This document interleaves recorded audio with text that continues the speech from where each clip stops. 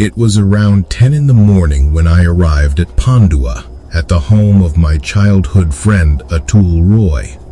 We hadn't been in touch for a few years, but out of the blue, he called me yesterday. Since it's summer vacation at school and I had no pressing responsibilities, I decided to accept his invitation. To my surprise, our college friend Sanju was also there. The three of us spent the day roaming the town. There's plenty to see around Pandua. Just before dusk, we stood before the stone steps of the old Mahimagar Palace. Climbing the 30 or so stairs, we entered through the large wooden arch as an elderly guard, Bumble Sen, quietly began walking with us. His wrinkled face held secrets, and soon his voice did too. "This palace," he whispered, "is haunted by the spirit of King Bijoy Pratap. The king, from the great Singh lineage, had died almost a century ago. But his soul, the guard said, is said to roam these dark corners to this very day." I asked him if anyone from the royal family still lived there. He shook his head solemnly.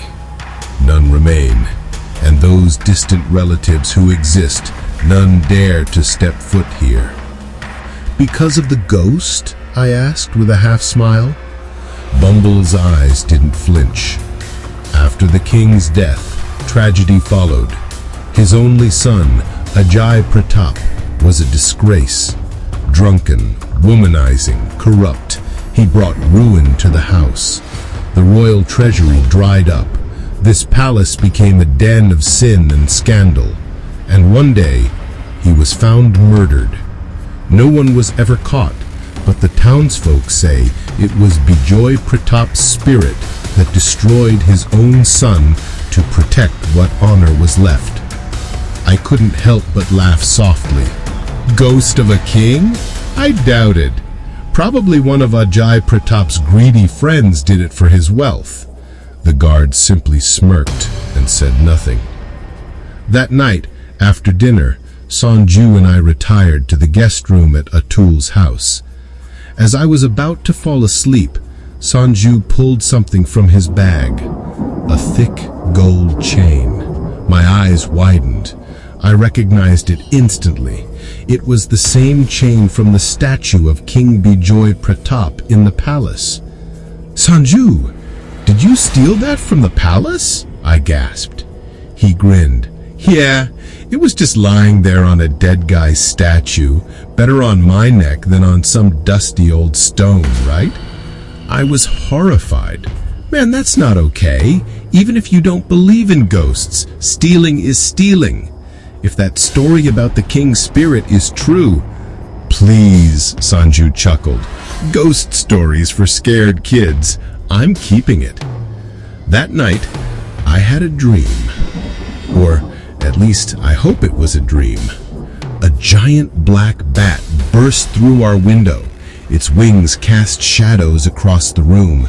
It swooped down, its claws gripping Sanju's neck, right where the gold chain hung. I fell from the bed in terror.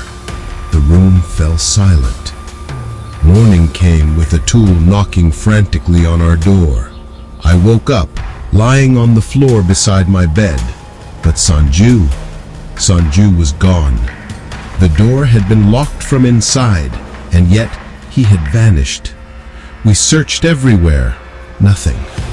I kept silent about the dream, about the chain. A part of me didn't want to believe it, but I called Sanju's phone anyway. After a few rings, someone answered. It was a trembling, tear-soaked voice. "I'm not Sanju. I'm his father." I couldn't bear to stay in Pandua another minute. By 10, I packed my things and left. But before leaving, I passed by the palace one last time. Something pulled me toward it. I walked through the arch, and then I froze.